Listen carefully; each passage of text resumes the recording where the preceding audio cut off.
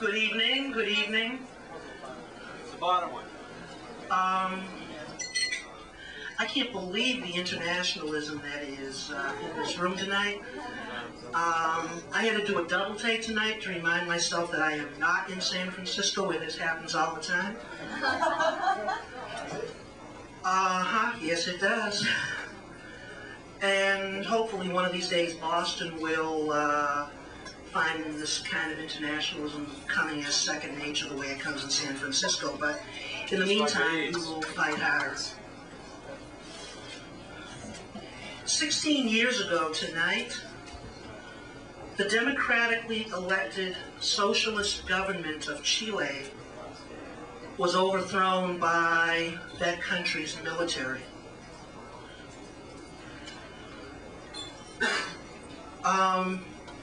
That act sent a very clear message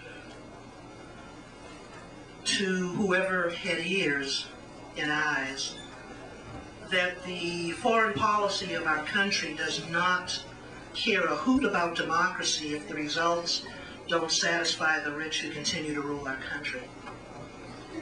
And we should never forget that lesson when people start parading on television and talking about free elections in various countries and stuff like that.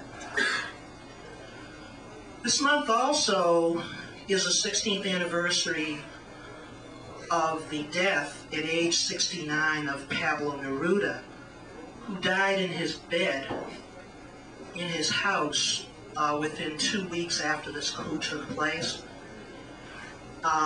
A lot of people were tortured in Chile. A lot of people had their hands cut off, like Victor Jara, the singer. Pablo Neruda had to lay on his deathbed, his life draining out of him, watching soldiers go through his library and his rooms, ransacking his house, and throwing books into a bonfire in his courtyard. This is how fascists treat Nobel Prize winners. This is how fascists treat people who are their country's ambassadors to cultural democracy ambassadors throughout the world. So we're going to read the poem called Let the Rail Splitter Awake. It's a 5-part poem. It's part of a longer piece called Canto General. And this particular part of the poem was first published in the United States for the first time in 1949 or 48 or somewhere thereabouts. And it was a full 39 to 40 years later that this poem was republished in this country again, for reasons that when this poem is read, people will understand. A few words about one segment of the poem. Neruda makes some rather glowing references to Joseph Stalin, and a historical note here is in order. In the late 1940s, the Cold War was swinging into full gear, and it was a very high-strung period, and people around the world who had politics, who were strongly partisan, they took sides. Neruda was and died a communist. And to be a communist in the 1940s meant that in those days you supported Stalin. Now, 40 years later, with a relaxation of international tensions, the question of Stalin's role in history can be given the all-sided attention that it deserves, and all of its controversy and all of its civility. And with those words, I want to introduce the poem, 5-part poem read by Julie Stone, Laurie Anbacher, myself, Gary Hicks, Debbie Ostreicher, and Jack Powers. We'll begin the poem now. Let the rail splitter awake. And thou, Capernaum, which art exalted unto heaven, shalt be brought down to hell. Matthew 11:23. West of the Colorado River is a place I love. I turn towards it with everything that lives in me. with all that I was and am and believe. There are tall red rocks made structures by the savage air with its 1,000 hands, and the scarlet sky arose from the abyss into them to become copper, fire, and strength. America stretched like a buffalo hide, aerial, clear night of gallop, there toward the starred summits, I drink your cup of green dew.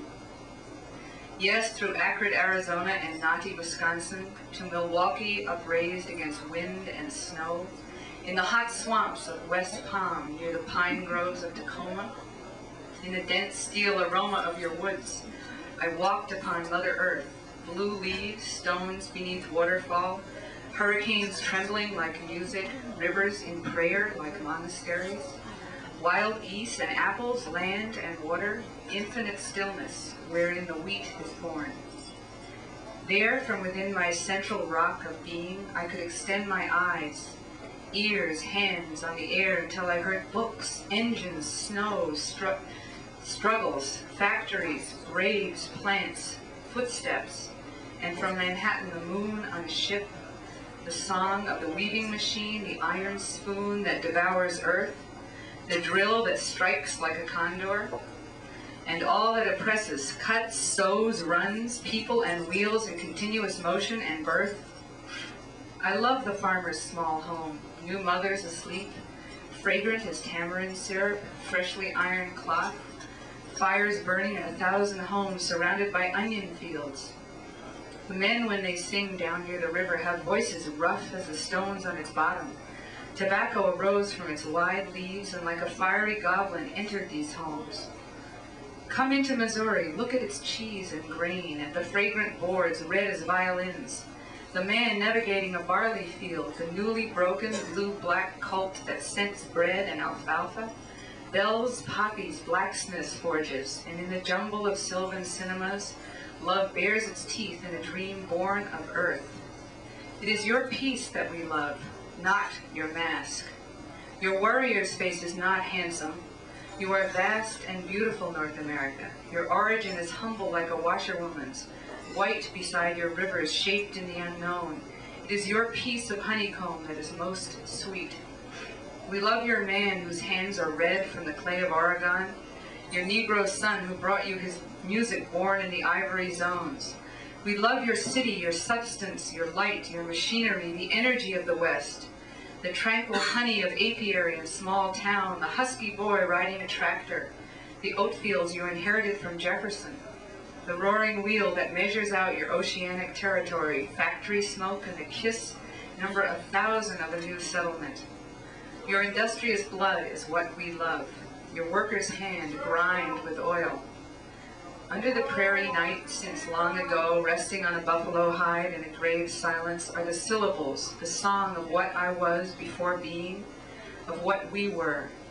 Melville is a marine yew tree. From his branches springs a curve of prow, an arm of wood and ship. Whitman, endless as the fields of grain. Poe in his mathematical twilight. Dreiser, Wolfe, fresh wounds in our own absence. Lockridge, recently dead. Bound to the depths, how many others bound to the shadows, while above them burns the same hemispheric dawn, and of them is made what we are. Powerful infants, blind captains, amid actions and foliage at times terrifying, interrupted by joy and pain, beneath prairies traversed by traffic. How many dead on plains never before visited, tormented innocents, prophets newly published upon the buffalo skins of the prairies. From France, from Okinawa, from the atolls of Leyte, Norman Mailer has recorded it. From the furious air and waves, almost all the young soldiers have returned, almost all. Green and bitter was their story of mud and sweat. Too rarely did they hear the song of coral reefs. Perhaps they never touched, except to die in the islands, the brilliant fragrance of flowers. Blood and dung pursued them, filth and rats, and a weary, desolate, fighting heart. But now they have come back. You have received them in your open, far-reaching hand, and they have closed up, those who returned, like a corolla of innumerable, anonymous petals to be reborn and to forget. Beautiful.